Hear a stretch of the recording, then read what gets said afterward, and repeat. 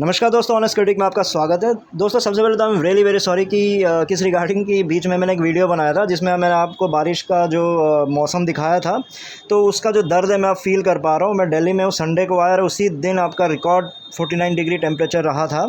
सो उसको जो सहना 49 डिग्री 48 डिग्री, तो मैं समझ सकता था क्योंकि फिर मैंने घर में कॉल किया था तो वहाँ बारिश हो रही थी कंटिन्यू, मतलब उससे एक दिन पहले से कंटिन्यू बारिश हो रही थी। तो वहाँ का मौसम मतलब वैसा चिल्ड मौसम था।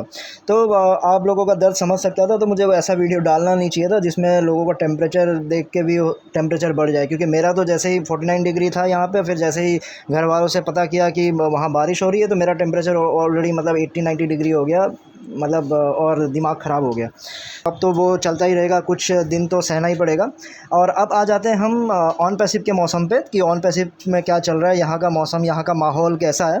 तो ऑन पैसिव का माहौल आपको पता ही है कि जो लेटेस्ट अपडेट जो मंडे को जो वेबिनार हुआ था उसमें जो अपडेट्स दिए गए थे उसके अकॉर्डिंगली फिर से जो फाउंडरशिप को लेके जो बातें की गई है उसी को हम इस पर डिस्कस करेंगे, प्लस उस पर एनालिसिस करने की कोशिश करेंगे। तो चलिए वीडियो शुरू करते हैं। सो अपडेट क्या है? अपडेट आपको पता है कि जो फाउंडरशिप पोजीशन है उसकी जो काउंटिंग और उसका जो डेट है बंद होने का, उसका ऑलरेडी ऐश ने फिक्स कर दिया है। तो कभी भी वो अनाउंस हो सकता है, लेकिन वो अनाउंस इसलिए नहीं कर रहे क्योंकि उससे पहले वो लीडर्स के साथ कुछ डिस्कशन करना चाहते हैं। तो वो डिस्कशन क्या है? वो ये लीडर्स के साथ ये डिस्कशन करना चाहते हैं कि जो फाउंडरशिप पोजीशन है पेंडिंग हो या फिर न्यू मेंबर्स की ज्वाइनिंग की हो, उसका जो क्लोजिंग है किस तरह से रखा जाए। या ऐसा रख सकते हैं कि कुछ टाइम दे दें हम लोग, तो उस टाइम के अकॉर्डिंगली फिर उसके बाद उसको हम बंद कर देंगे। या दूसरा ऑप्शन ये होगा कि अचानक क्या होगा कि फाउंडर सुबह उठे और अचानक वो नया फाउंडरशिप ज्वाइन करने की कोशिश करे तो पता चला फाउंडरशिप तो बंद हो चुका है। यानी एक सरप्राइज़ ऑल ऑफ सडन बंद करे या फिर एक टाइम दे के बंद करे, उस पर डिस्कशन करना है। फिर आपका दूसरा पॉइंट ये है कि ओनली एक रेस्पेक्ट के वजह से, यानी जो पेंडिंग फाउंडर्स है उनको रेस्पेक्ट देते हुए जो टाइम है उसको दिया जा रहा है, क्योंकि बहुत सारे फाउंडर्स ने मेहनत किया होगा उनको लाने में, उनको जोड़ने में, उसके बाद फिर अभी भी वो पेंडिंग है, तो उसके रेस्पेक्ट के वजह से अभी थोड़ा सा टाइम और दिया जा रहा है। ये जो टाइम चला आ रहा है, ऐश को फाउंडर्स की ज़रूरत नहीं है और फाउंडर्स उनको नहीं चाहिए। इनफैक्ट सिचुएशन कैसा है कि ऐश के पास जो लीडर्स है, वर्ल्ड लीडर्स तैयार हैं ज्वाइन होने के लिए, लेकिन ऐश उनको ज्वाइन नहीं करवा पा रहे क्योंकि ये बोलता है ये वेबसाइट पे जाके कहीं भी आप ज्वाइन कर लो, लेकिन मेरे पास ऑप्शन नहीं है। बल्कि ऐश को ये लगता है कि वो एज ए फाउंडर ज्वाइन नहीं हो पाएंगे क्योंकि टाइम तो शॉर्ट है, मतलब टाइम इतना कम है कि वो फाउंडर्स तो जो वर्ल्ड लीडर है वो ऐसे ज्वाइन नहीं कर पाएंगे, बल्कि वो एज ए यूज़र्स बाद में आएंगे। तो सोच के देखिए सिचुएशन कितना करीबी है और कितना कैसा जा रहा है कि जो वर्ल्ड लीडर्स है वो हो सकता है एज ए यूज़र आ जाए, एज ए फाउंडर वो ज्वाइन ना कर पाए। तो ये फाउंडरशिप को लेके इंपॉर्टेंट अपडेट था। तो इसी को लेके हम जो एनालिसिस करने की कोशिश करते हैं कि इन बातों का क्या मतलब है। तो सबसे पहला जो मेरा जो पॉइंट है, जो पहला पॉइंट मेरा ये है कि आपको लीडर्स के साथ डिस्कस करने की ज़रूरत क्या है, मुझे समझ नहीं आया है। क्योंकि अगर आपने मान लो लीडर्स के साथ डिस्कस कर भी लिया तो लीडर्स क्या बोलेंगे मैं आपको बताता हूँ। जो लीडर्स है वो यही कहेंगे कि ऐश आप एक काम कीजिए, आप अनाउंस कर दीजिए ये इस बात को लेके कि फाउंडरशिप ऑल ऑफ सडन बंद हो जाएगी, मतलब आप उठोगे अचानक और आपको पता चलेगा फाउंडरशिप बंद हो गया, टाइम देने की ज़रूरत नहीं है। उसके बाद क्या होगा कि जितने भी पेंडिंग फाउंडर्स हैं वो जल्दी जल्दी पेमेंट कर देंगे, प्लस जो भी न्यू फाउंडर जिनको भी जुड़ना होगा वो जुड़ जाएंगे। उसके बाद हम क्या करेंगे कि अचानक ये बोल देंगे कि ऐश जैसे दयावान है, ऐश लोगों के बारे में बहुत सोचता है, तो उस वजह से हमने 1 हफ्ते का टाइम दे दिया, 15 दिन का और टाइम दे दिया। तो जो बच गए, जो छूट गए थे, जो मौका जिनके हाथ से निकल गया था, उनके लिए ऐश ने दया करके एक मौका दे दिया। तो इस तरह से एक स्ट्रेटजी बना सकते हैं, यही बातें होंगी। तो सिंपल सोल्यूशन है, आप एक काम कीजिए, सिंपल सा एक डेट दे दीजिए, काम ख़त्म कीजिए। इतना दया करना, इसके बारे में सोचना, उसके बारे में सोचना, इतनी स्ट्रेटजी बनाने की ज़रूरत नहीं है। पेंडिंग फाउंडर्स के 2 ही ऑप्शंस है, यानी 2 ही तरीके के पेंडिंग फाउंडर्स बचे हैं। या फिर जो इन्होंने ज्वाइन कर लिया एज अ रजिस्टर कर लिया, लेकिन वो अब नहीं करेंगे, या फिर वो पेमेंट नहीं करेंगे, सोच लिया है तो पेमेंट नहीं करेंगे, या फिर वो आगे बढ़ना नहीं चाहते हैं। ये बात मैंने पिछले साल भी आपको कहा था, कम से कम 8-9 महीने पहले कहा था। फिर दूसरा ये है कि जो पेंडिंग फाउंडर्स बाकी जो बचे हुए हैं बस इंतज़ार कर रहे हैं कि आप एक डेट अनाउंस करो, डेट अनाउंसमेंट के बाद जो टाइम आप दिया जाएगा उसी में हम ज्वाइन करेंगे। ये 2 ही तरह के आपके पेंडिंग फाउंडर्स बचे हुए हैं। तो इसमें इतना दिमाग लगाने की क्या ज़रूरत है? जिनको जुड़ना है वो ऐसे भी जुड़ेंगे, जिनको नहीं जुड़ना है उनको आप टाइम दे दीजिए, तो ऑटोमेटिकली टाइम के साथ आपके जुड़ जाएंगे। यानी आप जैसे डेट फिक्स कर दोगे तो ऑटोमेटिकली आपके जो भी पेंडिंग फाउंडर्स है वो क्लियर हो जाएगा। बस ये है कि आप अपने वादे के अकॉर्डिंगली रहिएगा, ये नहीं कि बस जुड़वाने के लिए डेट दे दिया उसके बाद फिर आपने कैंसिल कर दिया, वैसा नहीं होना चाहिए। और जो मेरा तीसरा पॉइंट है, मुझे ये बात समझ नहीं आया कि ऐश को और फाउंडर्स नहीं चाहिए।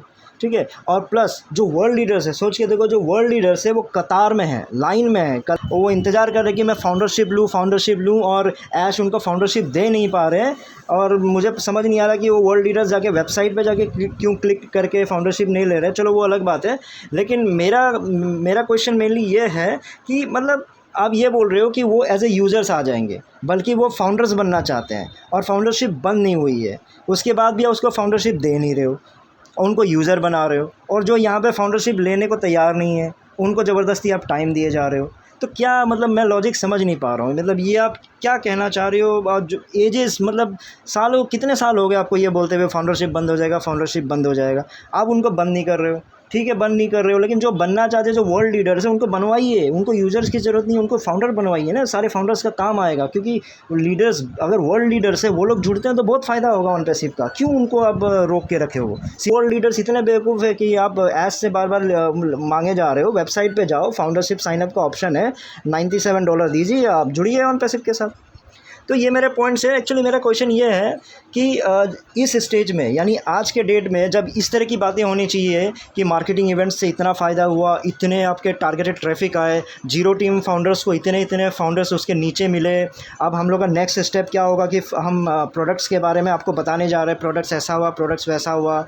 इन सब डिस्कशन के सिवा अब वो सालों पुराने कहानी पे वो इसी पर टिके हुए हो कि फाउंडरशिप अब बंद होगा, फाउंडरशिप तब बंद होगा, हम दया कर रहे हैं, हम टाइम दे रहे हैं। ये तो कई सालों से चला आ रहा है। तब भी मैंने आपसे कहा था कि आप एक टाइम दीजिए, जिनको जुड़ना है वो जुड़ चुके, जिनको नहीं जुड़ना है वो पेंडिंग फाउंडर्स पेंडिंग ही रहेंगे। सो मेरा कंक्लूजन यही निकल के आता है कि ये जस्ट एक मार्केटिंग लगता है मुझे ऐश का, जो क्या कर रहे हैं, वह फाउंडर्स पे ही अप्लाई किए जा रहे हैं, ताकि क्या हो, नए फाउंडर्स जुड़े, या फिर जो पेंडिंग फाउंडर्स है वो अपना $97 पे कर दे।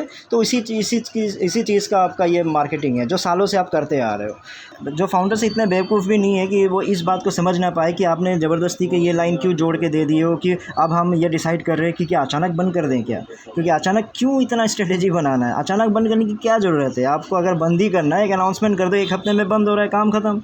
बस आप साइकोलॉजिकल तरीके से मार्केटिंग कर रहे हो और फिर फाउंडर्स को समझाने की कोशिश कर रहे हो कि भाई और फाउंडर्स लाओ, हमें फाउंडर्स की ज़रूरत है, या फिर पेंडिंग फाउंडर्स है, जल्दी $97 दो, $97 दो। क्लियरली आप नहीं बताते हो, ट्रांसपेरेंट नहीं हो। यही बात का प्रॉब्लम है जो मैं पहले से कहता आया हूँ। इससे क्लियरिटी होता है कि मैं पहले से आप लोगों से बोलता आ रहा हूँ कि ऐश को और भी फाउंडर्स की ज़रूरत है। बस प्रॉब्लम यही है कि ऐश क्लियरली बोल नहीं पा रहे। वो ऐश को अब ट्रांसपेरेंट होना पड़ेगा अपने प्रोजेक्ट के बारे में, अपने प्रोडक्ट्स को लेके। उसी तरीके से ही आप बेटर कर सकते हो, ऑन पैसिव को आगे बढ़ा सकते हो। ये पुराने ज़माने वाला जो आपका डन डील और ये चाहिए, अब सब कुछ हो चुका है, सब कुछ तैयार है, बस बूम हो जाएगा, तो ये स्ट्रेटजी आपको खुद समझ में आ रहा है कि अब ज़्यादा काम नहीं कर रहा है। तो आपका फोकस पेंडिंग फाउंडर्स पे ही ज़्यादा जा रहा है। छोड़ दीजिए उनको, अब उनको रहने दीजिए। जो जुड़ चुके हैं, जो नहीं जुड़े हैं उनको आप रहने दीजिए। आपको अगर अनाउंस करना है, अगर अनाउंस नहीं करना है तो कंटिन्यू रखिए। अगर अनाउंस करना है तो ये बेकार की मार्केटिंग स्ट्रेटजी मत अपनाइए फाउंडर्स के लिए। आप सिंपली एक डेट अनाउंस कर दीजिए और उसके बाद आप नेक्स्ट स्टेप पे जा सकते हो। ठीक है दोस्तों, फिर इस वीडियो में इतना ही था। फिर नए वीडियो में नए टॉपिक के साथ आऊँगा। तब तक के लिए टेक केयर, बाय बाय।